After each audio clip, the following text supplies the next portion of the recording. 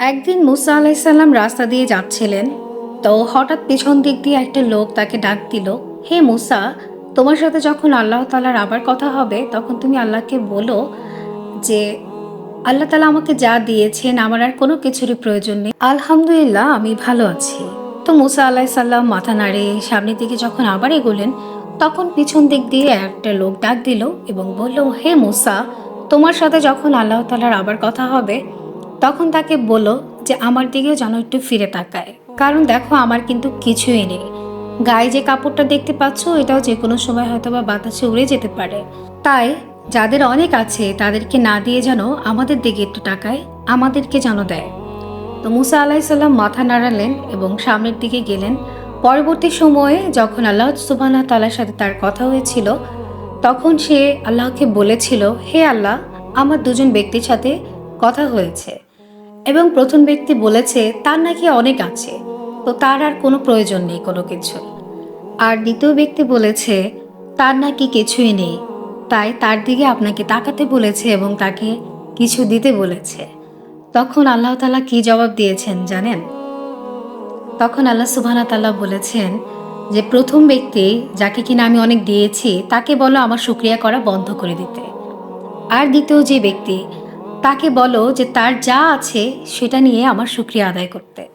তো মুসা আলাইসাল্লাম প্রথম ব্যক্তির সাথে দেখা করলেন আর তাকে বললেন যে আল্লাহ আপনাকে বলেছে তার শুকরিয়া আদায় করা বন্ধ করে দিতে। তখন লোকটি জবাব দিল, হে মুসা, এটা তুমি কি বললে? যে আল্লাহ আমাকে এত কিছু দিয়েছেন আমি তার শুকরিয়া করা কিভাবে বন্ধ করে দিব? এটা আমার পক্ষে কখনোই সম্ভব নয়। তো মুসা আলাইসাল্লাম দ্বিতীয় ব্যক্তির কাছে গেলেন এবং দ্বিতীয় ব্যক্তিকে বললেন যে আল্লাহ তাআলা বলেছে তোমাকে যে তোমার যা আছে সেটা নিয়ে তোমাকে শুকরিয়া আদায় করতে। তো তখন দ্বিতীয় ব্যক্তি বলেছে, কি বললে এটা মুসা তুমি?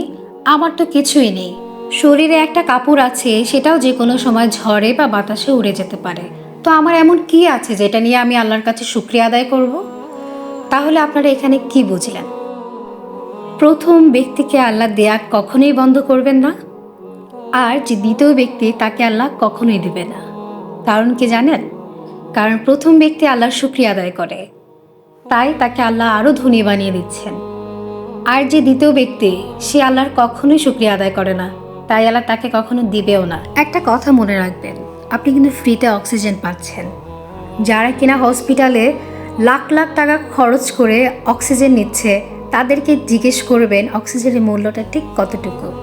আপনি সেখানে ফ্রিতে অক্সিজেন আল্লাহ আপনাকে দিচ্ছে। আপনি যদি বসার জন্য মাটি পান আর ছায়ার জন্য উপরে ছাউনি পান বা গাছের ছায়া পান, যাদের বসবাস ওই মরুভূমির বালিতে তারা আসলে বোঝে মাটি কাকে বলে আর গাছের ছায়া কাকে বলে।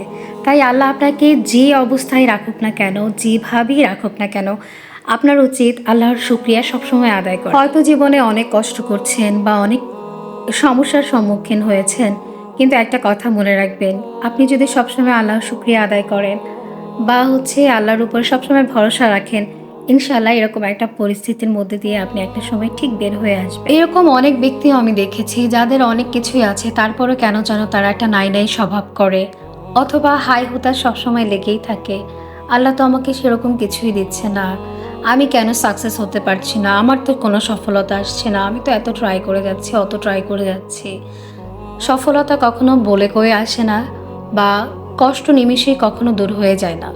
তার জন্য আপনার চেষ্টা পরিশ্রম সেটা থাকাটা অনেক বেশি জরুরি।